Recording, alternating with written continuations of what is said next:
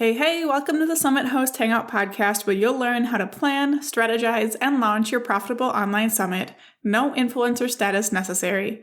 I'm your host, Krista from Summit in a Box, and today we're starting a short series about creating engagement in your summit. Today in episode 53, we're breaking that down to chat about how to craft an engaged event. So we are going to cover why engagement is so important, the key areas to focus, and ways to increase engagement before, during, and after the event. So let's start by talking about why we should even focus on engagement.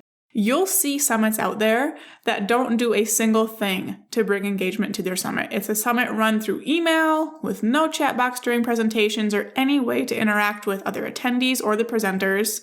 Honestly, those summits are on their way out, and for good reason. They are not what's going to get you good results in any way, shape, or form. When people say they don't like summits or that they don't work, these are the types of summits they're talking about. But on the flip side, focusing on engagement is beneficial for so many reasons. You're going to build a community when everyone is engaged, which is really what people crave. People come originally for those presentation topics. Once they get in there, the community is what makes them stick around. Bringing engagement brings your audience so much closer to you, which is really powerful for how many cold audience members you'll have joining you for your summit.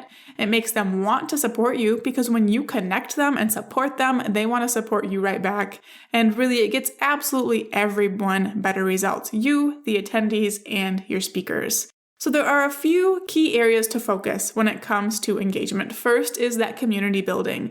Build a community that everybody can feel like they're a part of, and that means your speakers as well as your attendees. People can talk to each other, work together, share biggest takeaways, share wins, share struggles. It's just a really powerful thing to do, so focus on that community. You also want to focus on facilitating discussion. So it's up to you as the host to make sure that community is being built, and by allowing room for people to have conversations, it's a great way to do that easily. And then last, you want to make sure that everyone feels like your summit is the place for them. You want them to feel included. And really, the more you show up as the host, the more everybody else will. So when you're showing up, these three things are going to come really naturally, and you're going to get a bigger return in every area of your summit. So let's make this super actionable and start talking about increasing engagement before the event. And I'll tell you, I've got some serious bullet points coming up for you here. So you're either going to want to have a notebook handy, or you'll be able to refer to the show notes afterwards for all of these things.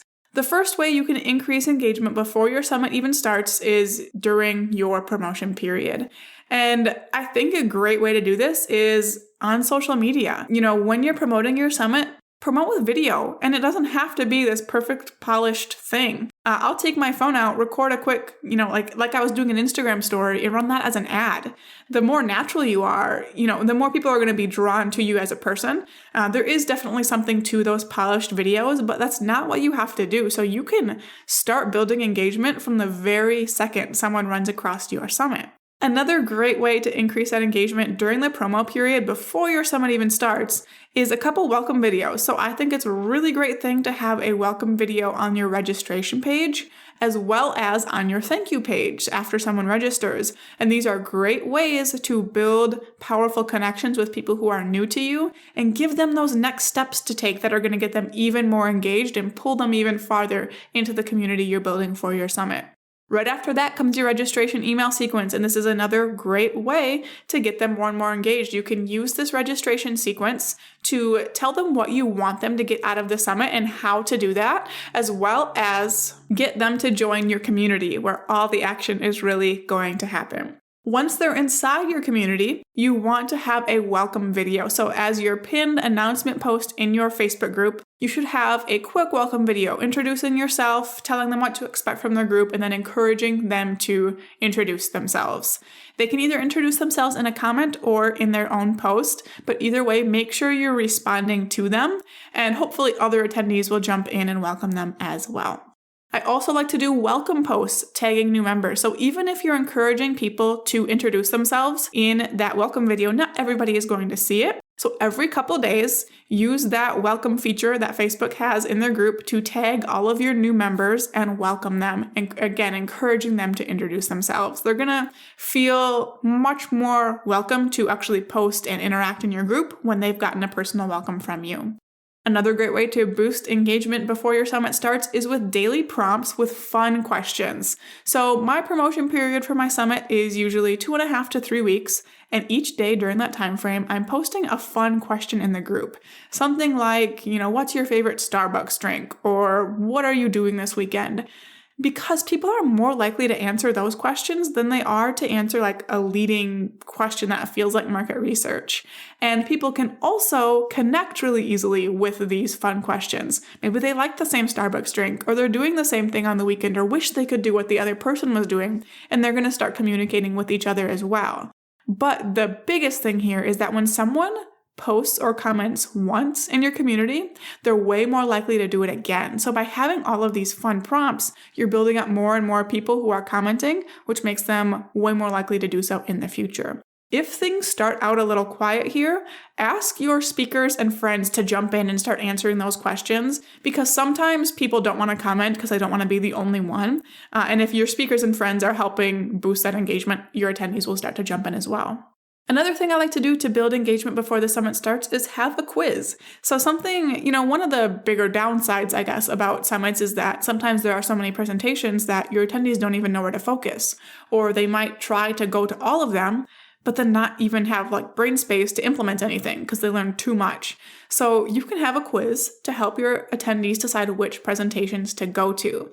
And while this doesn't necessarily do anything inside of your community, it again gets them to take that first action, and afterward they're more likely to do other things. And then this just continues to pay off during the summit, because when people are focused on presentations that will actually help them, it's going to get them more results and keep them more engaged without just feeling overwhelmed.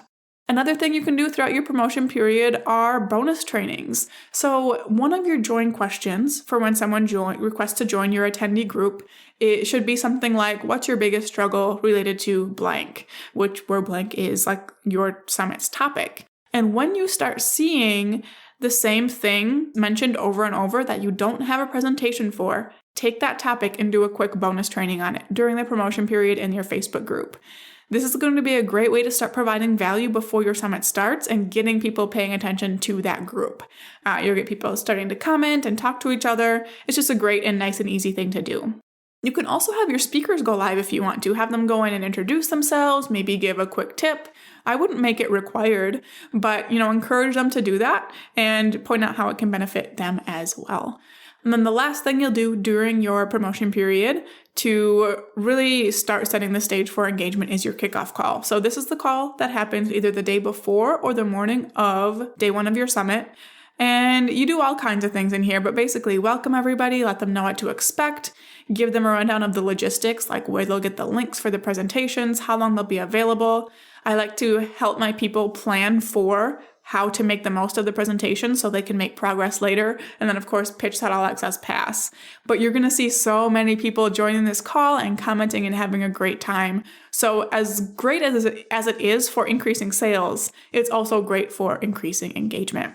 So those are all of the things that you can do just before your event starts to increase engagement. We have 2 more sections here. Moving on to the next one, which is increasing engagement during the event. The first thing you can do is easy and you do it anyways, and that's give daily updates. So each day you should be sending an email and posting in your Facebook group just an update of what they can expect for that day, any important announcements that you've thought of since the previous day. It's a great way to set the stage for, the next day of your summit for that specific day and what is to come. And then the more people stay updated, the more likely they are to engage with the event. Another thing you can do is have a chat box. So whether your presentations are live or pre-recorded, I recommend that you have a chat box for them. I always have my speakers be in the chat box for the first hour that their presentation is live. If you do have a speaker who can't make their time for whatever reason, I don't think that's any reason to say, okay, you can't be a part of it, but just know that you're going to have to be in there interacting with the attendees instead of them. I also like to encourage my speakers to go live in the Facebook group after their presentation is over to, either give a bonus tip or do a little Q&A if they've been getting a lot of questions in the chat box. Again, it's a ton of extra value. It's going to catch people who were scrolling Facebook and kind of forgot about the summit. It's another chance for your speakers to connect with the attendees and get even more out of participating. It's just overall a great thing to do that doesn't require a bunch of effort on your end, which is always great. Another thing I like to do during the event to increase engagement is to give my speakers shout outs after each presentation. So during the presentations, sometimes I'm off doing different summit management things, but I'm always paying attention to try to find, this big takeaway that they had that I want everyone else to notice. So then after their presentation's over, I'll hop over to the Facebook group and be like, how incredible was that presentation from so-and-so? My biggest takeaway was this. What was yours? And this is powerful for a few reasons. First, it engages your speakers because they feel really good seeing you and attendees saying how great their presentation was. It's also great because it gets those attendees who were watching and have a big takeaway they loved talking and communicating with each other and commenting back and forth on, each other's takeaways. But maybe the most powerful thing is that every time when someone comments, it's going to bump that post to the top of someone's feed. And then people who aren't paying attention to your summit are going to see this post and all these incredible things other attendees had to say about the presentation. And it's going to make them want to go watch. So that one really is great for so many pieces of engagement throughout your summit. Another thing I like to do are give away prizes, and I totally use my prizes to bribe attendees to participate. So these are engagement-based prizes. When my attendees are in the chat box or posting in the Facebook group or commenting on each other's posts or my posts, I'm kind of keeping track. There's not an official system, but I do keep track. And each day I draw a winner for a prize. And these aren't big, expensive prizes. For my last summit, they could pick between a planner or a couple books that I had picked out that were kind of related to my topic. So they were, $8, $10 prizes. I also had grand prizes that I hand chose people for. So the very most engaged people who would get the most out of the prize, I was able to pick them, which again was a great way to get people who maybe would usually be too shy to talk because I knew I really wanted them to, and they would get something from it. So don't be afraid to bribe people with prizes. And then the last tip I have for you here for increasing engagement during the event is to do games. So games actually aren't something I've ever done, but I've seen people come up with such fun ideas. In my mind, bonus points if you can think of games that are related to your summit. So I actually know someone who hosted a Halloween-themed summit, and she had a costume contest during her promotion period or during her summit, which I thought was so fun. But you can do things like trivia related to your topic or the presentations for that day. You can do scavenger hunts. Think of something fun that will really get people excited and engaged, and it will just kind of set your summit apart from the rest because there aren't that many people that do that kind of thing. Now on to our third section here, which is increasing engagement after the event. So after your summit is over, things will definitely wind down naturally, but it's up to you to make the most of the new community you just built. So if you're not going to keep the group open, be sure to invite them to follow you and each other on your favorite social platform so that you're all staying connected for when you decide to do your summit again. You still have access to these people outside of your email list. You can also choose to keep the group open and make a plan for it, or direct them to another Facebook group you run if you have one, or, just tell them where to go to keep up with what you're doing until next time. And then I also like to do a feedback survey with a prize afterwards. And this doesn't necessarily increase engagement for that summit, but it will help you learn something new for the next one that could make it even better. And it's just a way that they are, again, interacting with your summit, which is technically engagement. As a recap, the more you show up for your summit, the more everyone else will. And the more fun you make it, the more everyone else will want to be a part of it. And that means you need to go in with a plan.